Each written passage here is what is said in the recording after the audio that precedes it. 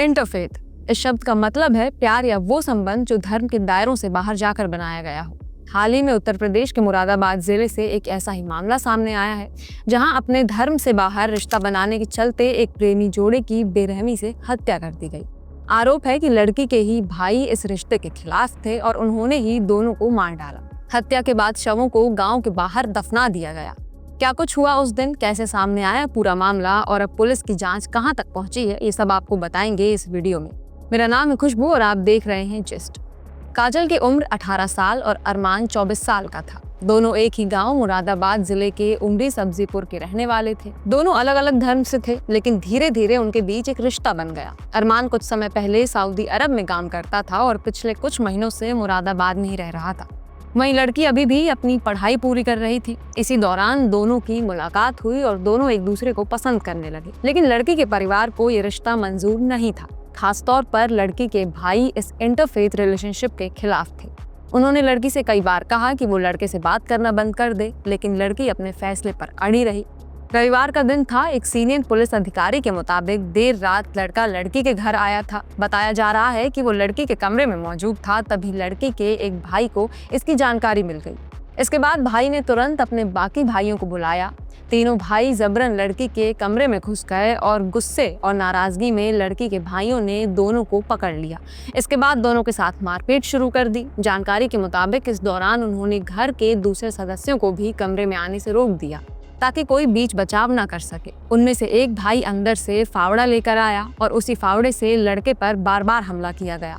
मारपीट इतनी ज्यादा थी कि लड़के को काफी गंभीर चोटें आईं और वो बेहोश होकर जमीन पर गिर पड़ा। बाद में उसकी मौत हो गई। जब लड़के की हालत बहुत गंभीर हो गई तो लड़की घबरा गई और घर से बाहर निकलकर मदद के लिए आवाज लगाने की कोशिश करने लगी।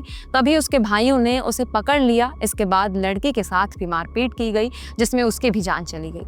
घटना के बाद आरोपियों ने दोनों के शवों को बोरे में डाला और गाँव से कुछ किलोमीटर दूर एक नदी की तरफ ले गए। वहाँ नदी के किनारे एक मंदिर के पीछे दोनों शवों को जमीन में दबा दिया गया ताकि किसी को इस घटना की भनक न लगे। करीब 3 दिनों तक दोनों लापता रहे। लड़के के पिता हनीफ को जब कोई खबर नहीं मिली तो उन्होंने पुलिस में मिसिंग कंप्लेंट दर्ज कराई। उन्होंने बताया कि उनका बेटा रविवार रात के बाद से लापता है और आखिरी बार उसी रात सोने के लिए जाते हुए देखा गया था। इसी दिन लड़की के परिवार की तरफ से भी उसकी गुमशुदगी की रिपोर्ट दर्ज कराई गई। दोनों शिकायतों के बाद पुलिस ने मामले की जाँच शुरू की। लड़के के परिवार ने जाँच के दौरान पुलिस को ये जानकारी दी कि दोनों रिलेशनशिप में थे। यही जानकारी पुलिस के लिए इस मामले को समझने में अहम साबित हुई। वहीं दूसरी तरफ लड़की के परिवार ने शुरुआत में पुलिस को गुमराह करने की कोशिश की। पुलिस अधिकारी के मुताबिक उन्होंने ये कहानी बताने की कोशिश की कि लड़का लड़की को जबरन घर से ले गया था और धर्म परिवर्तन कर उससे शादी करना चाहता था। हालांकि जांच आगे बढ़ने पर पुलिस को लड़की के घर वालों के दावों पर शक होने लगा। जांच और सबूतों के आधार पर पुलिस ने लड़की के भाइयों से पूछताछ शुरू की। पूछताछ में लड़की के भाइयों ने अपना जुर्म कबूल किया, जिसके बाद आरोपियों की पहचान हुई और शवों को बरामद किया जा सका। मुरादाबाद के एसपी सतपाल अंतिल बताते हैं कि पूछताछ करते समय लड़की के भाइयों ने इस पूरी वारदात की जानकारी दी। उन्होंने पुलिस को वही जगह दिखाई जहां दोनों के शव दफनाए गए थे। इसके 2 दिन बाद बुधवार शाम को पुलिस ने उनके शव पकवाड़ा थाना क्षेत्र के नीम करौली मंदिर के पीछे जंगल से बाहर निकाले। जांच में पुलिस ने वो हथियार भी बरामद किए जिनकी मदद से लड़की और लड़के की हत्या की गई थी। पुलिस के सीनियर अधिकारी ने बताया कि लड़की के 3 भाई हैं। लड़के के पिता की शिकायत के आधार पर पुलिस ने इनके खिलाफ मर्डर का मामला दर्ज किया। पुलिस ने आरोपियों की पहचान राजाराम, सतीश और रिंकू सैनी के नाम से की है। फिलहाल उनमें से 2 को हिरासत में ले लिया गया है, जबकि बाकी आरोपी को लेकर भी पूछताछ जारी है। काजल और अरमान के शवों को पोस्टमार्टम के लिए भेजा गया है। जांच में ये भी पता लगाया जा रहा है कि इस घटना में आरोपियों के अलावा कोई और व्यक्ति शामिल था या नहीं। पुलिस इस बात को लेकर भी सतर्क है कि इलाके में किसी तरह की कम्युनल टेंशन ना हो। इसी वजह से गांव में भारी पुलिस फोर्स को तैनात किया गया है। इस मामले पर लड़के की बहन ने बताया कि उन्हें अरमान और काजल के रिश्ते की कोई जानकारी नहीं थी। उनके मुताबिक अरमान पिछले 4 साल से सऊदी अरब में काम कर रहा था और करीब 3 महीने पहले ही भारत लौटा था। परिवार को इस रिश्ते के बारे में कोई अंदाजा नहीं था। इस घटना के सामने आने के बाद पूरे गांव में डर, गुस्सा और सन्नाटा है। ये अकेला मामला नहीं है। पिछले कुछ सालों से देश के अलग अलग हिस्सों में इंटरफेथ रिलेशनशिप्स यानी अलग अलग धर्म के रिश्तों को लेकर हिंसा के मामले लगातार सामने आते रहे हैं। 2025 में गुजरात के अमरेली में एक 23 साल की लड़की को उसी के पिता ने इंटरफेथ रिलेशनशिप की वजह से गला घोंट कर मार दिया था, जिसे पुलिस ने ऑनर किलिंग की तरह दर्ज किया। साल 2025 अप्रैल आंध्र प्रदेश के चित्तूर में 26 साल की यास्मीन बानो की मौत हो गई। उसने अपने धर्म से बाहर शादी की थी, लेकिन परिवार को यह रिश्ता मंजूर नहीं था। पुलिस ने इस मामले को ऑनर किलिंग का शक बताया और जांच शुरू की। जांच में सामने आया कि यास्मीन को उसके परिवार ने बुलाया और वहीं उसकी हत्या कर दी। 2025 में मध्य प्रदेश के रीवा जिले में एक इंटरफेथ कपल जब सुरक्षा की मांग को लेकर अदालत पहुंचे तो वहां मौजूद कुछ लोगों ने उन पर हमला करने की कोशिश की। पुलिस ने किसी तरह से उन दोनों को सुरक्षित बाहर निकाला।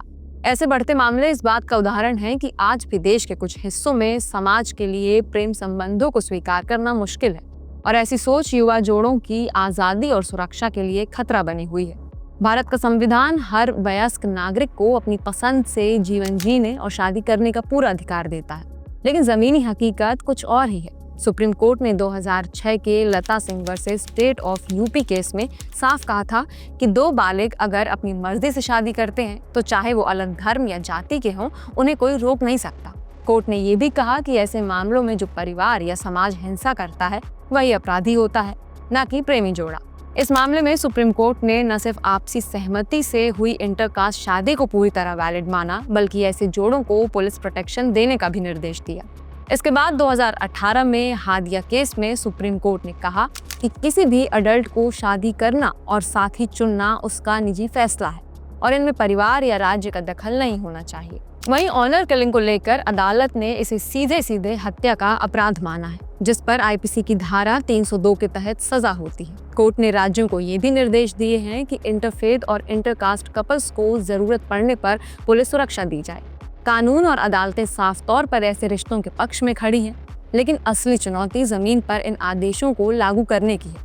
हकीकत ये है कि कई जगहों पर समाज अब भी इस आज़ादी को स्वीकार करने के लिए तैयार नहीं है। कई मामलों में डर, सामाजिक दबाव और प्रशासनिक ढिलाई के कारण ऐसे जोड़ों को समय पर सुरक्षा भी नहीं मिल पाती और यही ढिलाई ऐसी घटनाओं को अंजाम देती है। ऐसे मामलों को अक्सर ऑनर किलिंग या हॉरर किलिंग कहा जाता है, मतलब वो हत्या जो परिवार या समाज में अपनी इज्जत को बचाने के लिए की जाए। एनसीआरबी के 2023 के आंकड़ों के मुताबिक भारत में ऑनर किलिंग के 38 मामले दर्ज हुए, जो पिछले कुछ सालों में सबसे ज्यादा है। इन मामलों में झारखंड, हरियाणा, मध्य प्रदेश और पंजाब जैसे राज्यों से सबसे ज्यादा रिपोर्ट्स आईं। ऑनर किलिंग के मामलों में ज्यादातर परिवार वाले ही आरोपी रहे हैं, क्योंकि वो ऐसे रिश्तों को स्वीकार नहीं कर पा रहे थे। ये आंकड़े इस बात का सबूत हैं कि पिछले 5 से 10 सालों में ऐसे मामलों का पैटर्न लगातार उभर रहा है, खासकर उन इलाकों में जहां सोशल प्रेशर और समाज में अपनी इज्जत बनाए रखना किसी की जिंदगी से भी ज्यादा जरूरी है। इस मामले में आगे जो भी अपडेट आएगा वो हम आप तक पहुंचाएंगे। आप इस मामले पर क्या सोचते हैं, हमें कमेंट करके अपनी राय जरूर बताइएगा। तब तक के लिए देखते रहिए जस्ट।